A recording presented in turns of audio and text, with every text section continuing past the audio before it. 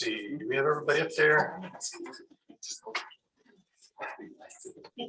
I guess so.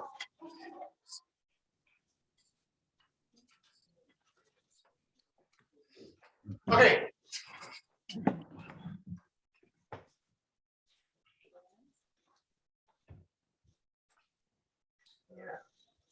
New series starting tonight. Questions Jesus asked. So this is an intermittent series. We'll be in it for a while, we'll jump out of it, and we'll come back to it, jump out of it, come back to it. Walking through some of the questions that Jesus asks in the Gospels. So in some ways, it's also an accompanying series. After this Sunday is the last Sunday in Jonah, and then we'll do a 8-part series out of the Gospel called 8 Ways to Sunday. So this series on Wednesday nights and the Sunday morning series will complement one another. Okay, so we did some catching up.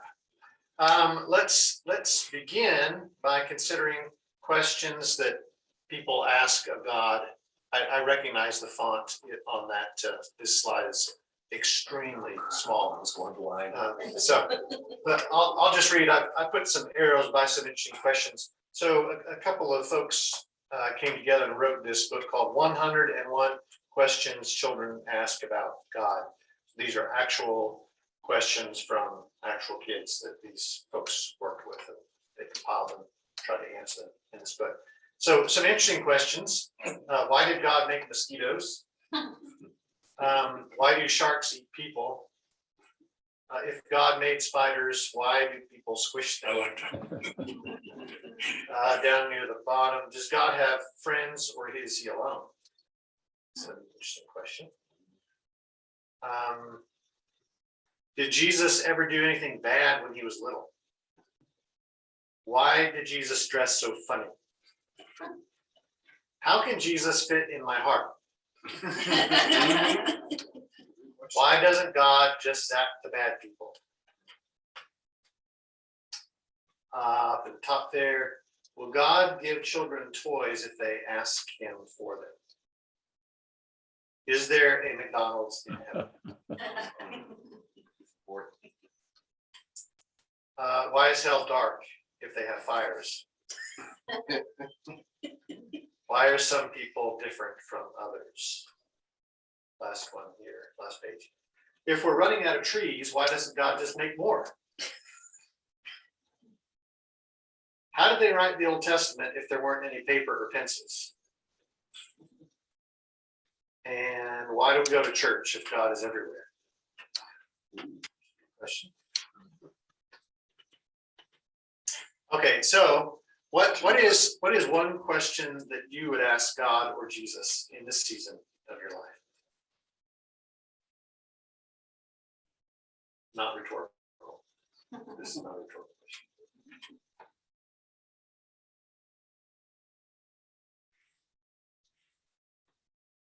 I'll say one thing I'd like to ask him.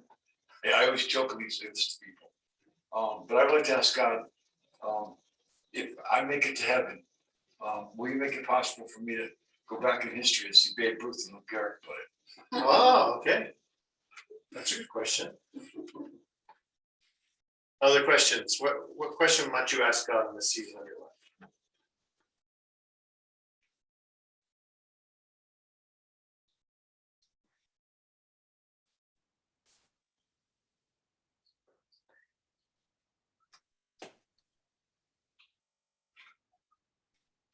You kind of have these broad understandings of like why people suffer the way they do, you know. But sometimes you just want to say, what did you have in mind in this particular situation? Mhm. But you know, you kind of know the general broad answers, but sometimes you just wonder about specific people, situations. So some people seem to have to suffer an awful lot more than others.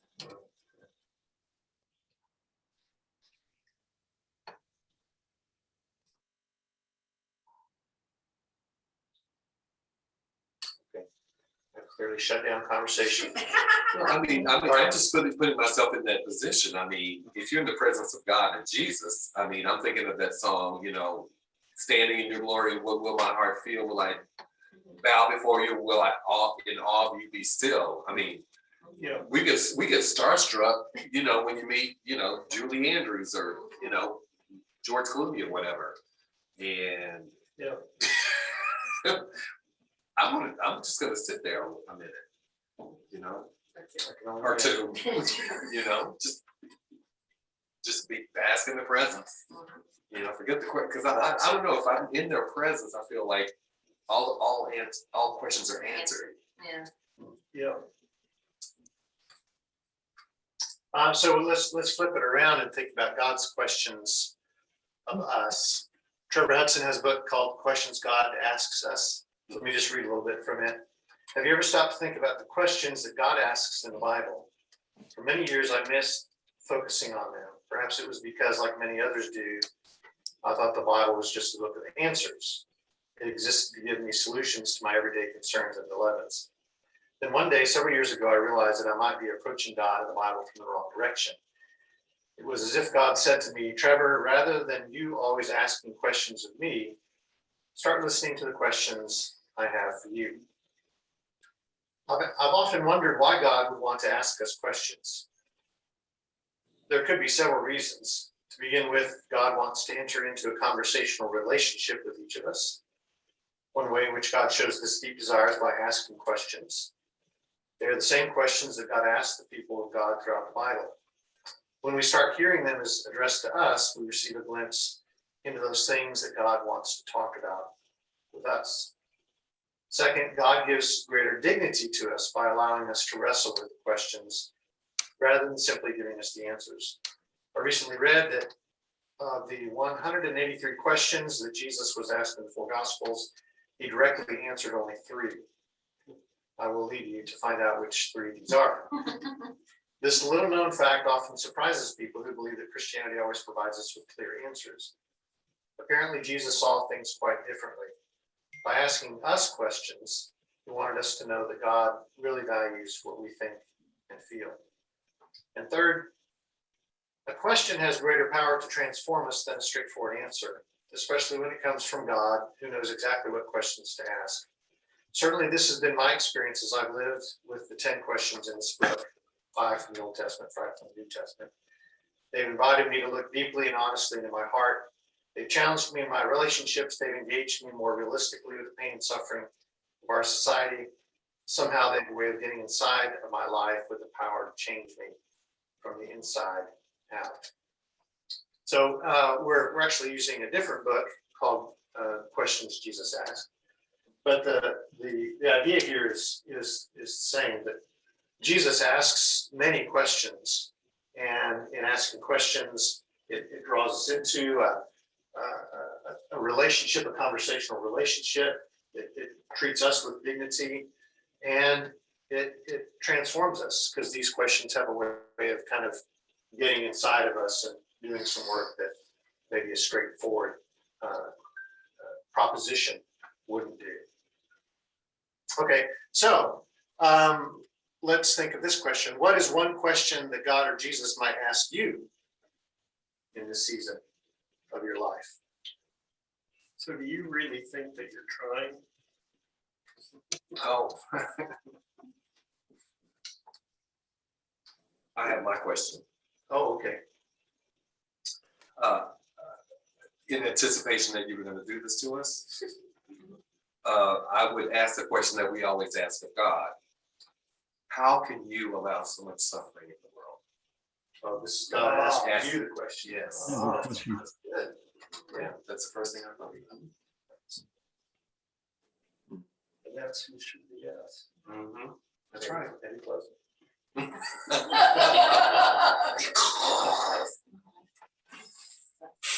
How about, why is it so hard for you to be generous? Why are you so selfish?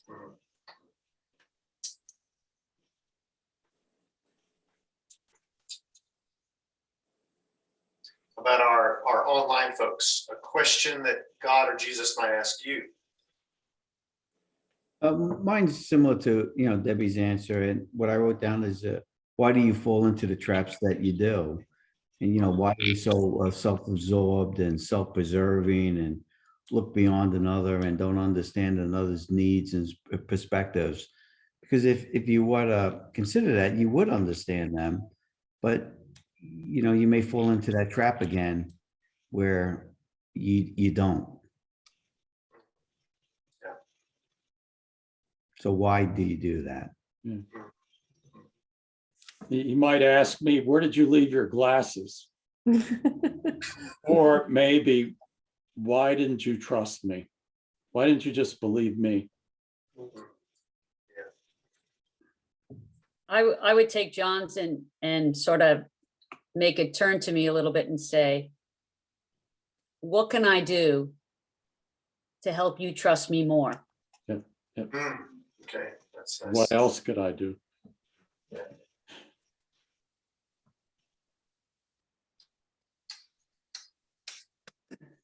Okay, good. So all of this is just kind of get us thinking towards this theme that we'll take up on Wednesday nights, and that is God or Jesus asking questions of us.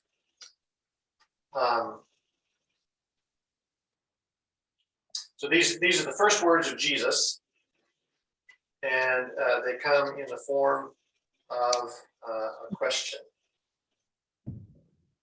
So let me just read this text.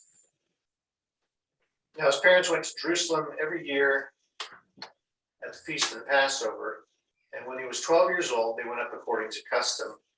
And when the feast was ended, as they were returning, the boy Jesus stayed behind in Jerusalem. His parents did not know it, but supposing him to be in the group, they went a day's journey. But then they began to search for him among their relatives and acquaintances. And when they did not find him, they returned to Jerusalem, searching for him. After 3 days, they found him in the temple, sitting among the teachers, listening to them and asking them questions. And all who heard him were amazed at his understanding and his answers. And when his parents saw him, they were astonished. And his mother said to him, "Son, why have you treated us so? Behold, your father and I have been searching for you in great distress." And he said to them, "Why were you looking for me? Did you not know that I must be in my father's house?"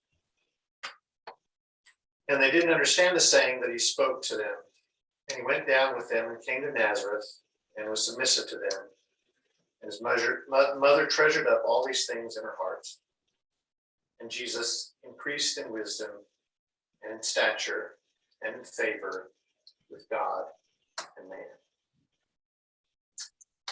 So the first words from Jesus, 12-year-old, come in the form of questions. Why were you looking for me? Did you not know that I must be in my father's house? Okay, so just a bit of commentary on the text here.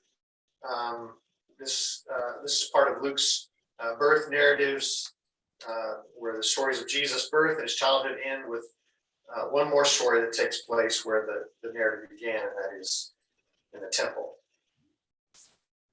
We have Passover mentioned here. So just a reminder, according to Exodus 23, all male Jews were required to attend at the temple 3 times a year: Passover, Pentecost, the Feast of Tabernacles. Mishnah expressly exempted women from the obligation, but some rabbis thought they should go up, and some obviously did.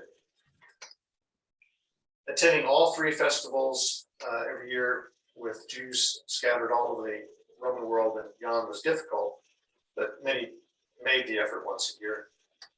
And we're told it was Joseph and Mary's custom to go up Passover, this feast that commemorates the deliverance of the nation from Egypt.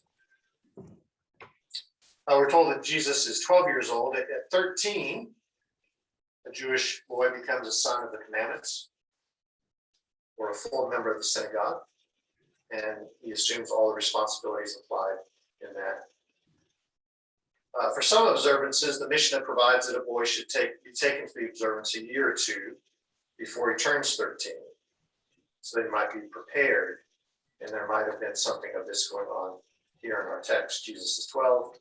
So a year before he becomes the son of the commandment, he's taken to Passover. Although it's possible that Jesus went with him every year, since it was their custom. Tells us to go every year. We don't know exactly.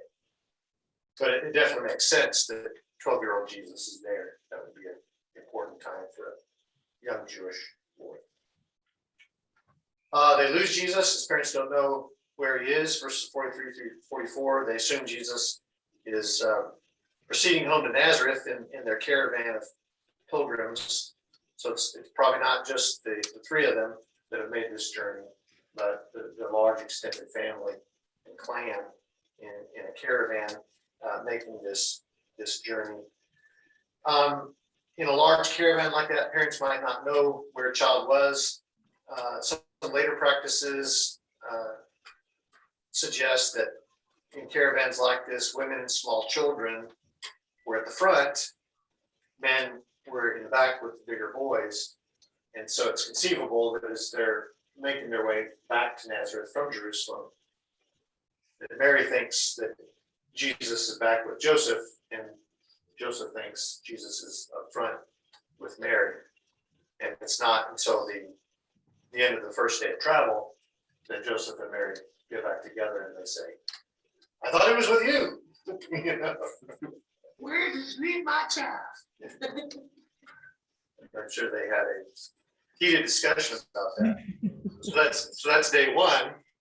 Day two, they head back to Jerusalem. Day three, they search around Jerusalem and finally find their 12-year-old in the temple, listening, asking questions, and amazing people with his answers.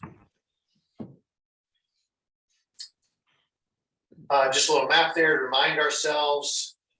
Here's Jerusalem right here. They're making their way back to Nazareth right here. It's possible they would have gone this route here along the Jordan River, either one of those two routes. But pretty good distance, and would be quite scary to be a day into it and realize that your child is missing. They find Jesus at the temple. We're not told exactly where young Jesus is at the temple. There's debate about exactly where this teaching would be taking place. Some suggest that it could be somewhere on these steps or the threshold to these steps where Jesus is meeting with these teachers and listening and asking questions of them. We're not sure, but it's obviously someplace that a 12-year-old could get to, and a place where Joseph and Mary could get to as well. Just pulled up some art on this, not art de Caesar, but pieces of art. This one by William Holman Hunt, really a colorful picture here. Young Jesus there, Mary leaning in and saying, if you do this one more time, it'll be the last time. And Joseph looking on and saying, yeah, that's right, what she said. Not my job. But you can see the teachers there, all looking at Jesus with, probably looks of amazement there. Although this little child here seems quite bored. Another picture, this is by Heinrich Hoffman, much more intimate here, a close-up of Jesus and the teachers all sort of leaning in, looking at Jesus. And one more, this one by James Tissock. Looks like Joseph and Mary are carrying Jesus out, dragging him away.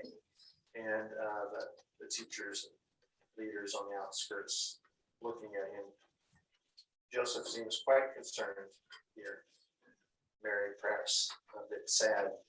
So it helps us kind of envision, what this scene might have looked like.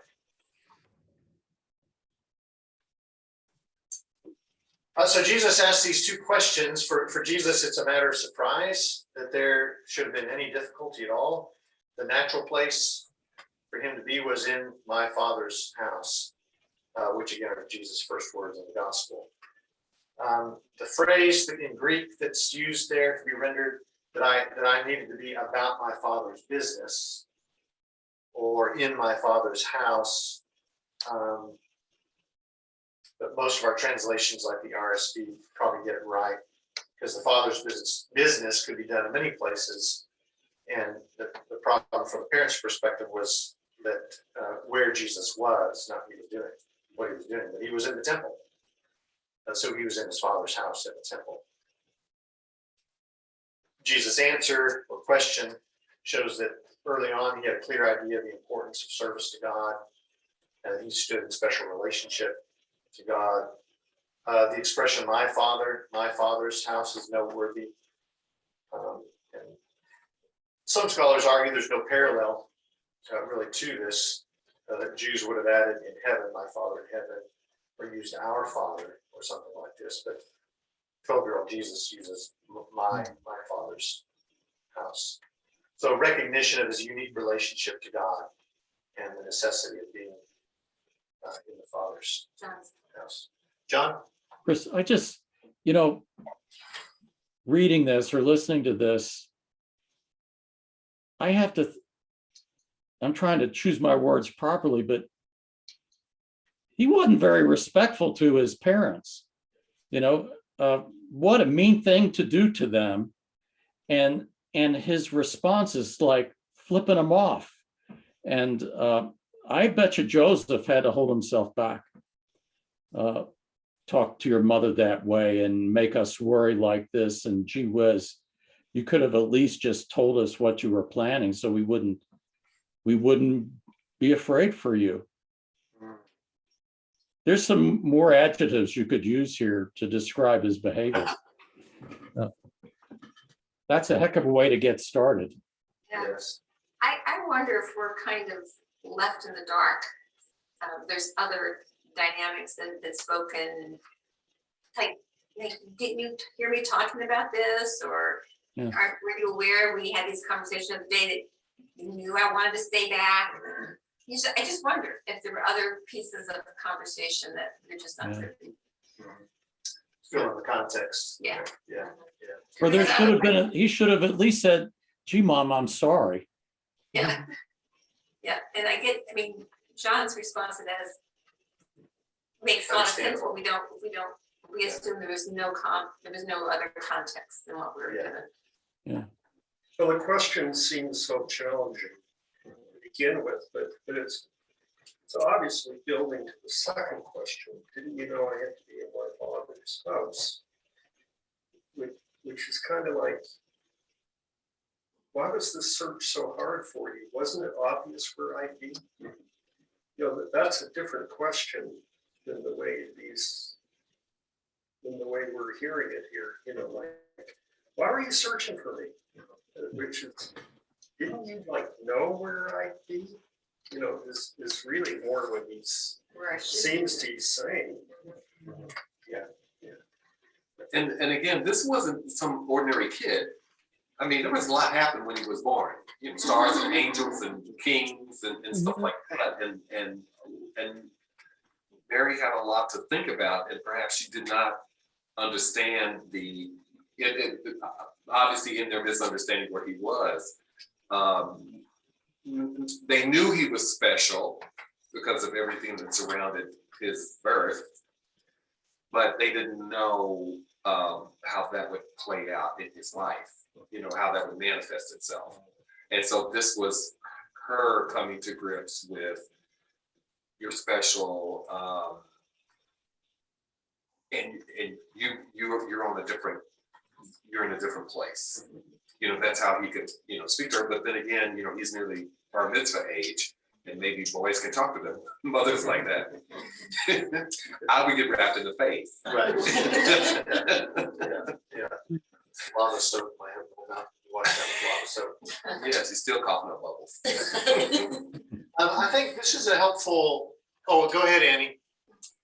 I have a bit of a different take on it. And again, I'm speaking as someone who, doesn't have children, but I would think that, if you lost your child, your human reaction would be to immediately become frantic and lose your sense of where, and anything that would be rational would most likely go out. You're going big and you're going scary. And so I think Jesus's response is basically saying, even in the big times, even in the hard times, don't you know, it's almost a kind of a knife in little twist way to say, I'm here, even in these times, even in the most frenetically frantic, scary moment of your life. Haven't I told you this is where I'm going to be? Albeit it's said with some harsh sarcasm from our perspective, but I think the underlying message is, yeah, even now, this is where I'm going to be. That's good. Julie? It does remind you a bit of when he asked his disciples things like, why were you so afraid? Yeah. Um, Centering questions. Julia, we'll cover that next Wednesday. Excellent. We'll continue this. Let me just read this paragraph from this book by Keith Birch, I think. It was helpful to me. So he says, these are the first words that Jesus speaks in Luke's gospel. Interestingly, the first words out of Luke and Jesus' mouth are conveyed in a figure of speech, even more in one of his most used figures of speech, the rhetorical question. Joseph Fitzmyer notes that Jesus' first question has something of a reproach in it, that's putting it mildly. The very reasonable question of his parents, why have you treated us like this? We were searching for you, is answered with two rhetorical questions, to which the answer should be obvious. The first question, why were you searching for me, implies that the Lucan Jesus was perfectly fine on his own. So in just a minute, I want to kind of lean into that. Obviously, these two questions are very related, but thinking about this first question, why were you searching for me, implies that the Lucan Jesus was perfectly fine on his own. There's a sense in which this first question pushes against any notion that Jesus has to be taken care of by us, that we in some way have to provide for him. He's wholly independent of us, perfectly capable of taking care of himself, doesn't need us to play that role. The second question, did you not know that it was necessary for me to be in my Father's house, implies that no searching was necessary. Parents should have known exactly where he was. Father's house is only one possible translation of this phrase. A very literal translation would be among the things of my Father. So this is interesting here. The commentaries are full of various opinions. One notes the ambiguity in the phrase and gives three renderings. My Father's things, didn't you know I had to be about my Father's things, affairs, business? Didn't you know I had to be in my Father's house? Or didn't you know I had to be among my Father's associates, relatives, people, maybe, which is kind of interesting. Didn't you know I had to be in the community of God? But that's where I would be found. This kind of strikes me as like a younger version of what many parents go through with the children when the children are trying to express their independence and break away from home. Parents are trying to pull them back. You're not ready. It's not your time yet. You still live in the house. Those kinds of things. And perhaps this was that kind of struggle going on at age 12. Yeah. Because it was precocious. Right. Yeah. Very good.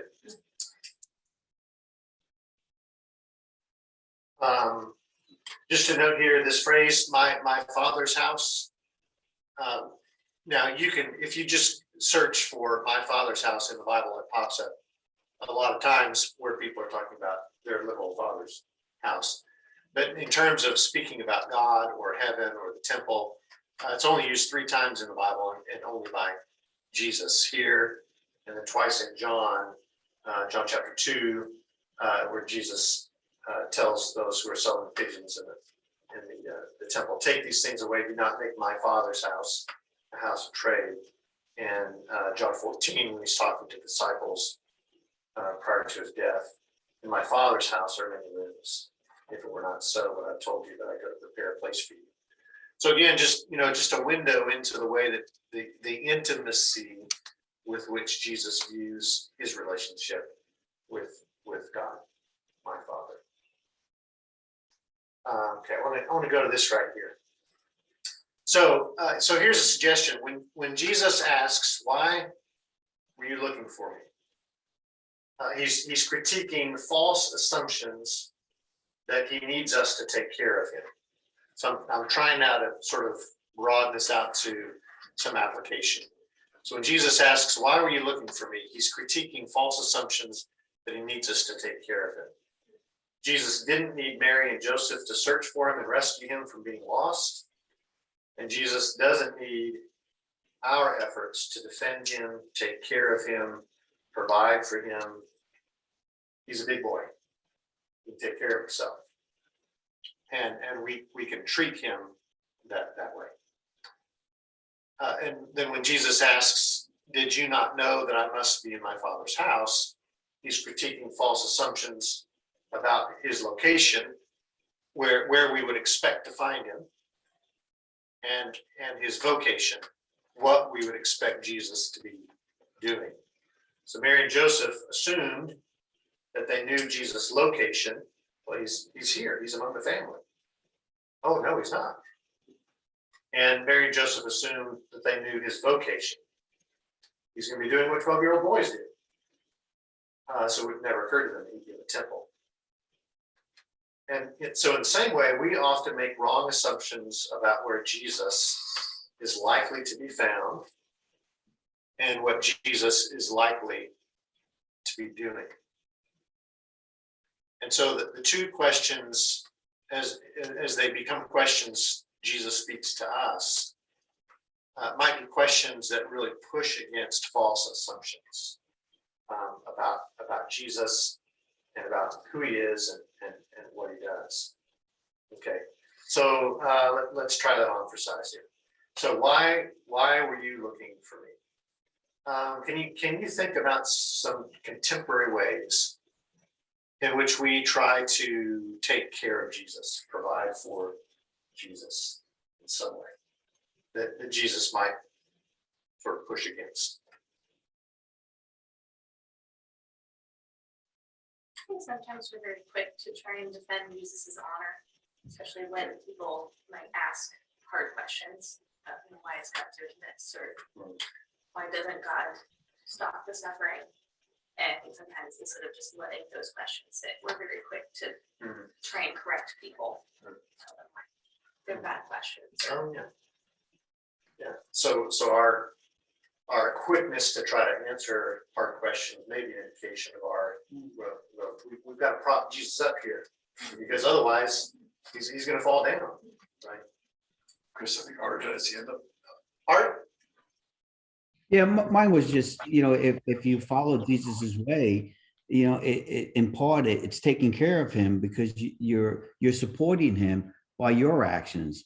And so you are taking care of him that way. It's almost like imitation is the greatest compliment. And so it's an imitation. And I don't mean that in a derogatory way, but it's an imitation. And so you care for Jesus that way. Okay. Thank you.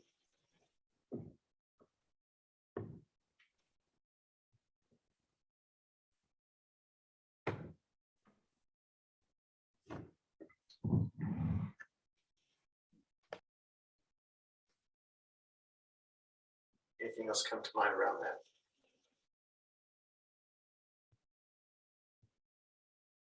Very different question that they're entertaining. Yeah.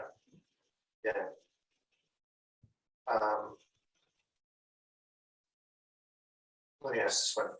So the second question, did you not know that I must be in my Father's house? What might be some contemporary assumptions that we make about Jesus' location or his vocation?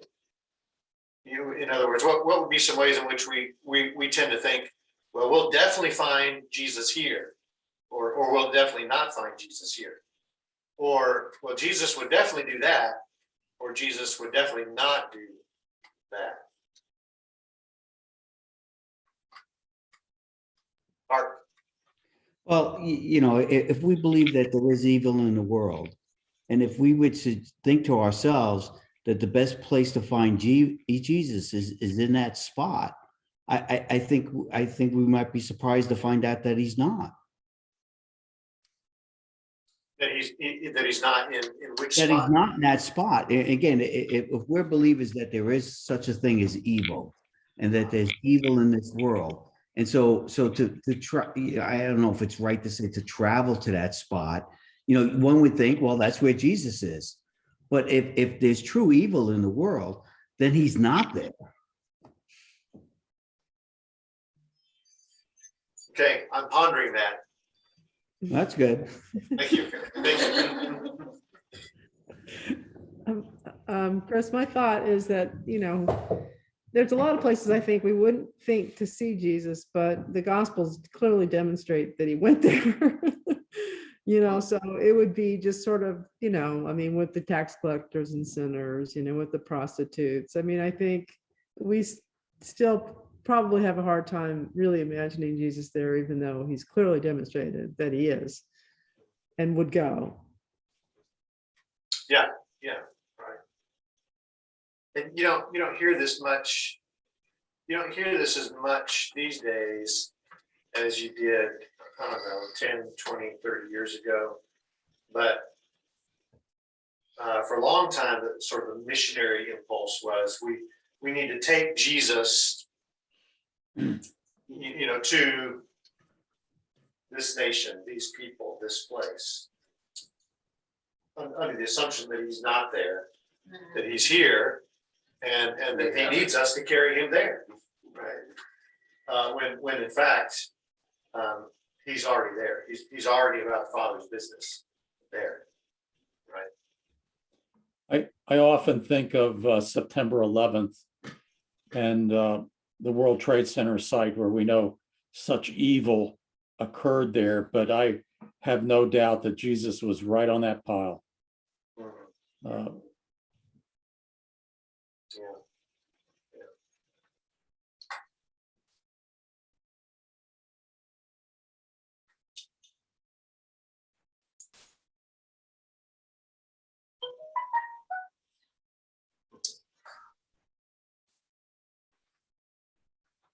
Yeah, I know that these framed in this way, these two questions, they push us in areas that are difficult to consider. But I think I think inherent in both these questions is sort of this sometimes Jesus is drawing closer and closer to us, so that we sense his nearness, his intimacy.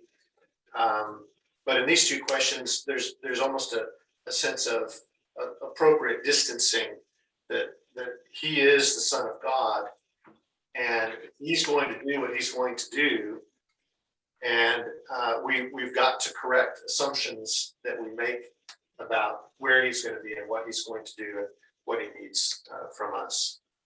Annie, I saw your hand up. Yes, and I'm going to open with all due respect to my brother Art. I'm going to ask, where is not my Father's house? Based on what everybody was saying, he seems to be in the places of the light and of the goodness, and he also seems to be in the place of the darkness and the evil. So he's everywhere. So why are you searching for me? You'll find me everywhere, anywhere and everywhere. So to me, what he's saying is sort of going back to what I was saying before, even in those times of great distress, of great ugliness, and of difficulty and destruction and evil and all the good stuff too, but we take that for granted. That's where I'm going to be. So it's sort of metaphorical. It's pinned around the story, but the questions seem a bit more metaphorical to me. Thank you. Where do we get the language that there's a lot in Christianity, like, seekers, we need to find God, we gotta search for that. I mean, I know it's the seeking you shall find. So it's kind of, there's kind of mixed messages here. Are we supposed to be seeking or if God is everywhere, maybe we should accept that God's with us. Yeah, kind of a both and. Yeah. Right? Mhm. Yeah. I mean, we can't hear in this question, the first question, why were you looking for me? I mean, we can take that in a very pastoral sense in those times when we feel like Jesus has not been there for us. And we wonder where on earth has he been? We can imagine Jesus asking this question. Why are you looking for me? I was here all the time. I've been with you all the time. And in that way, it's a little softer, a little less harsh.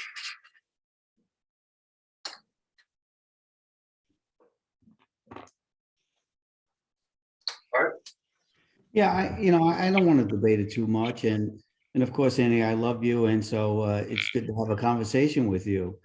But I think back to the 101 questions that the children might ask, and one of the questions is how can Jesus fit in my heart? And so again, if we, and I'm not sure if I do, just for the record, but if we believe in Satan, does Jesus fit in Satan's heart? And maybe you want to say Satan doesn't have a heart, or is Jesus part of that? And so again, this may be an extreme example or analogy, but one might say that there might be spots where Jesus is not. That's all I'm trying to say. Yeah, that makes sense, Art.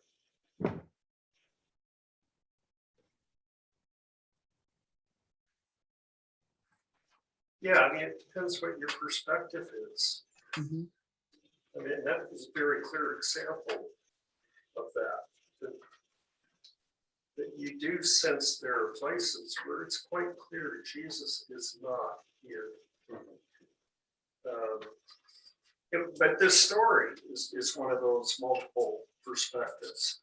I mean, in my Father's house, this has got to be the greatest place on earth, right?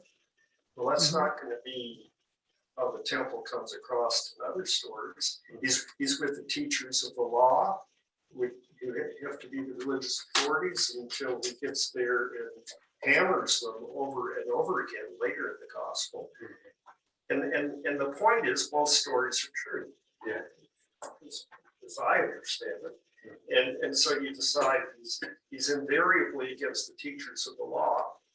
No, remember when he was 12 years old? And this story is just sweet, charming story, among the teachers of the law. And so, he really applauds the temple establishment. No, look at how he criticized them there. I mean, because the truth is both and over and over again, not either or. Yeah, and so maybe the question, did you not know I must be in my Father's house? Maybe that might push us more towards a willingness to live with both and when it comes to Jesus. That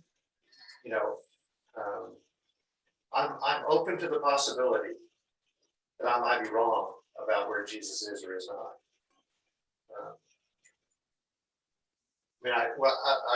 I listen to that question, almost in a literal sense as we think about the church. Could the question be a question of comfort that even as we critique the church and see so much wrong in the church and so many are walking away from the church, that Jesus could still be saying, Didn't you know I have to be in my Father's house? Yeah. I'm open to that possibility. Yeah.